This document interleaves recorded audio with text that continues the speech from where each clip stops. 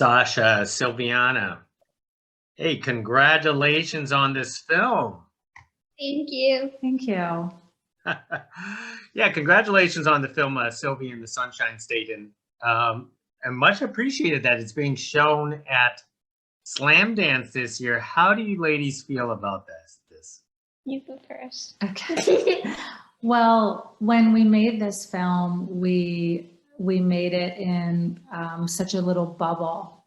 And even though I've been a director for many years, mostly in the commercial and branded content and short film space, I've never had, this is my first feature-length film, and I certainly did not think this super intimate, all shot on my iPhone film had the chance, that it was even possible that it would get into a festival like Slamdance. So we are just completely thrilled. I mean, when they called me, one of the programmers, Summer, called me. I was walking on the beach and having a bad day, and I was like, okay, all right, this is amazing. Like it was shocking, and it's just been a wonderful journey.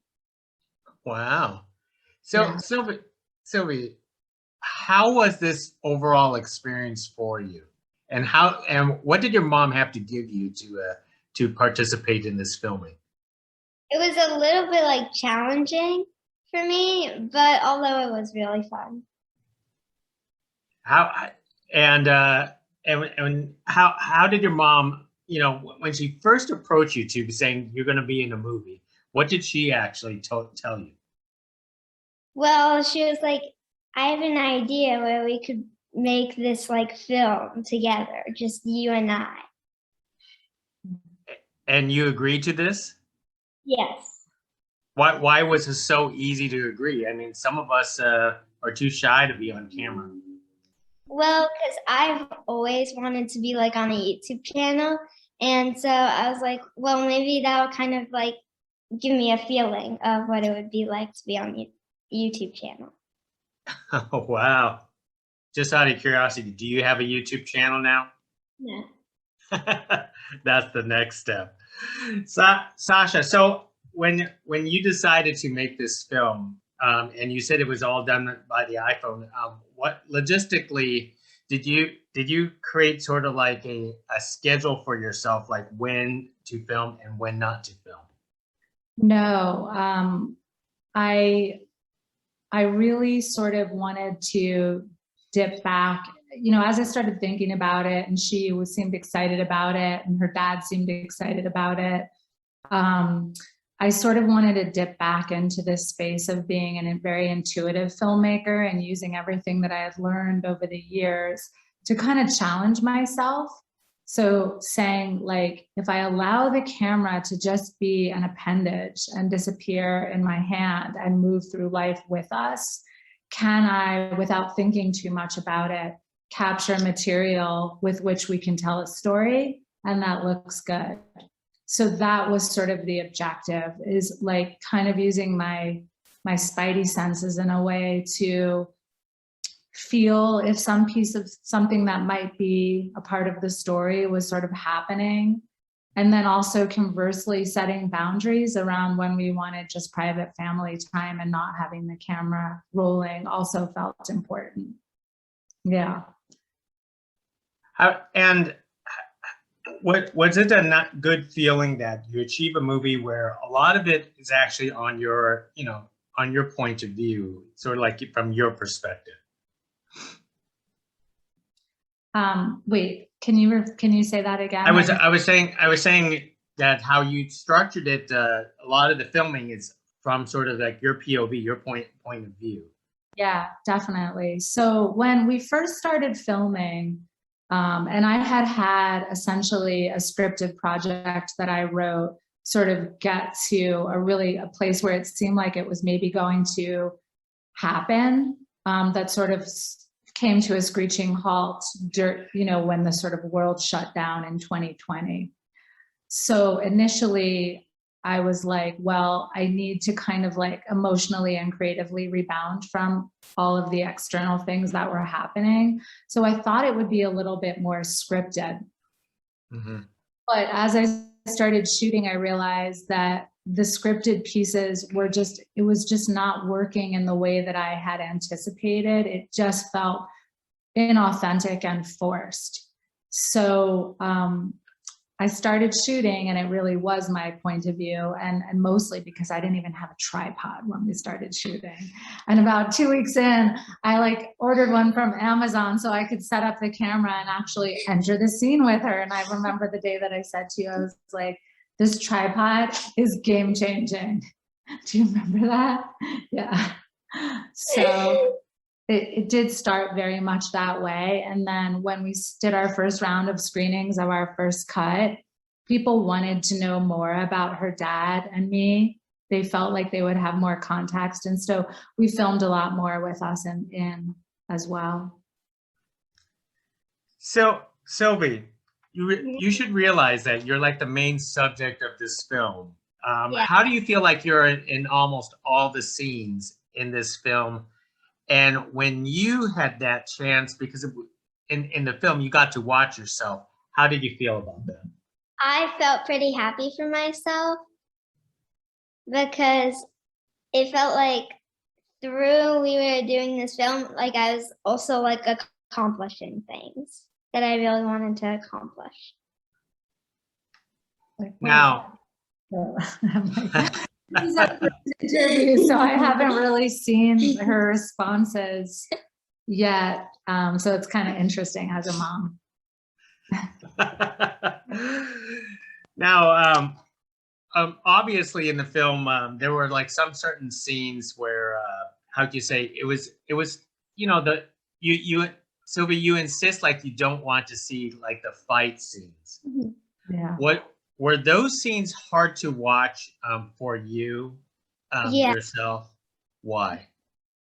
Because it was just like embarrassing for me. Embarrassing? Because you didn't want other people to see that, right? Is that what you meant?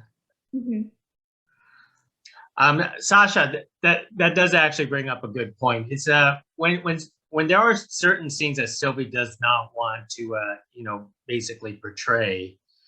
How did you want to basically tiptoe through that aspect? Yeah, we talked a lot about that. She and I and the filmmakers that, you know, my producers and my editors and co-writer, what we wanted to make sure that I feel like on a certain level, there's this question around whether or not I crossed boundaries in terms of filming at those moments. And I inherently, using my sort of parental intuition, felt like I knew what was appropriate and what was not appropriate.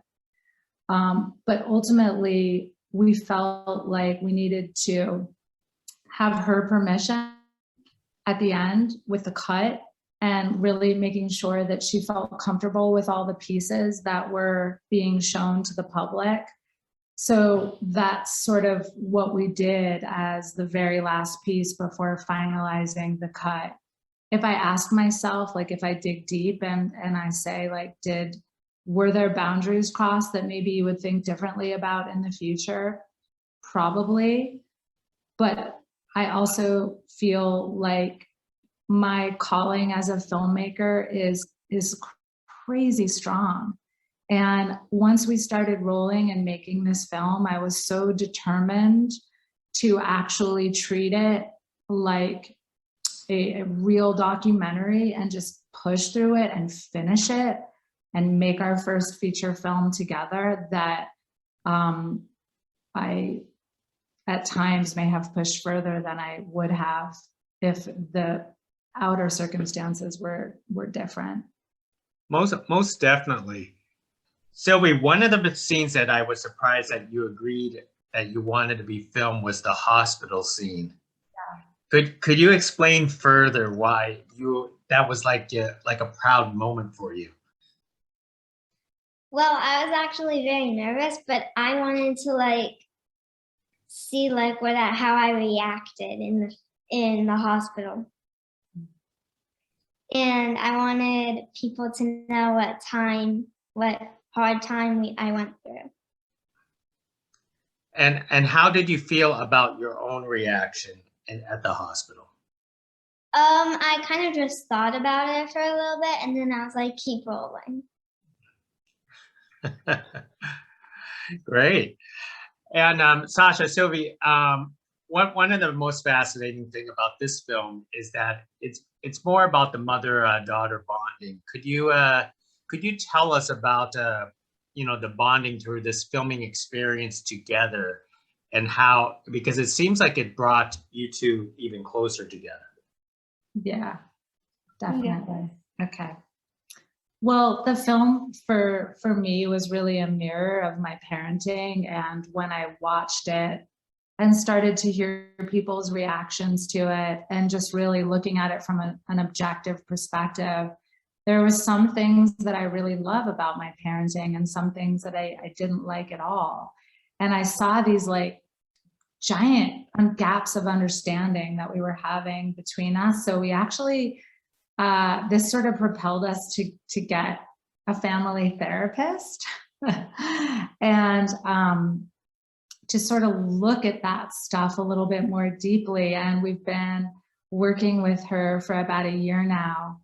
So both that and the way that my parents and her dad have all watched the film and reacted, I think it's been very therapeutic for us, very, very healing, and for sure brought us closer together. But even more importantly, I think we communicate a lot better now, and we have much clearer boundaries with one another. We've learned the tools. We're learning mindfulness skills to be able to use our words and communicate better. Well, it seems like Sylvie agrees with everything that you said. Sylvie, during this entire process, did you learn anything more about your own mother? Yes, that she can be a great filmmaker and like be a great mother. I don't even think she necessarily understood what my job was before we started filming. Did you know what my job was? Mm-hmm. You did. But you're the producer and director. Yeah.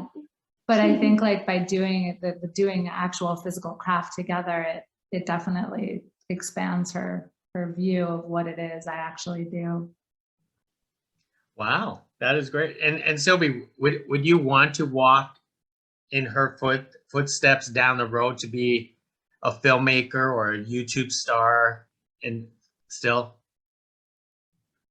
But what do you want to be when you grow up? I mostly want to be a teacher.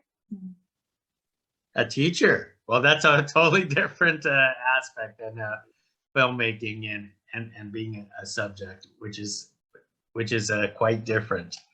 So now, after getting Sylvie of the Sunshine State, under wraps, and a lot of people are going to be watching this, is there going to be more, like a sequel, more footage or something down the road, possibly?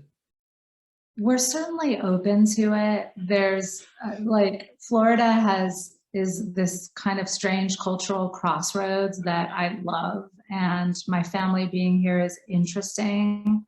I have some ideas for scripted variations on something like this. We're open to exploring for sure, though nothing with regards to an expansion of this project in particular is in the works. We're certainly open to it. That is terrific. And since Slamdance starts today and audiences will be watching this everywhere, what is the one most important take or lesson that you hope that they would walk away with after viewing your film? Sasha, why don't you take it first? So one of the things that feels really important about this film and why we created this title is this idea that there is this beauty and joy and optimism in the child's perspective that really should exist for all of us at all times, and yet we allow it to disappear as we age.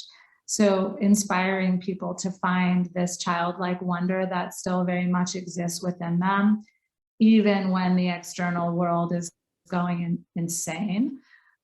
We'd like for people to have that feeling when they leave the theater. And then the second piece is that I think that parents really, this film feels like a mirror for parents everywhere. I'm noticing so many comments about, you know, that felt so much like me. I connected with that. You're so different than me. You're so the same as me. And I love that it's sparking this dialogue around parenting, and in a really honest way. So I think those are the two pieces. Wow. And I'm going to give Sylvie the last word. What do you hope that people would take away after watching this film? Maybe like even if you like yell at people, you can still love them. Wow. And you end up in the hospital, maybe like don't be so afraid, because it's gonna be okay. And that's what's the beauty. Case in point, like just leave it to them to say it simply and perfectly. Yeah. That is true. Well, Sasha, Sylvie, hey, it is a wonderful conversation talking to you both about Sylvie of the Sunshine State. Once again, congratulations on completing this documentary.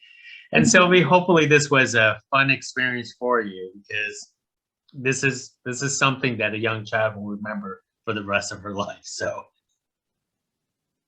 thank you. Thank you so much. Thank you. Bye. Bye.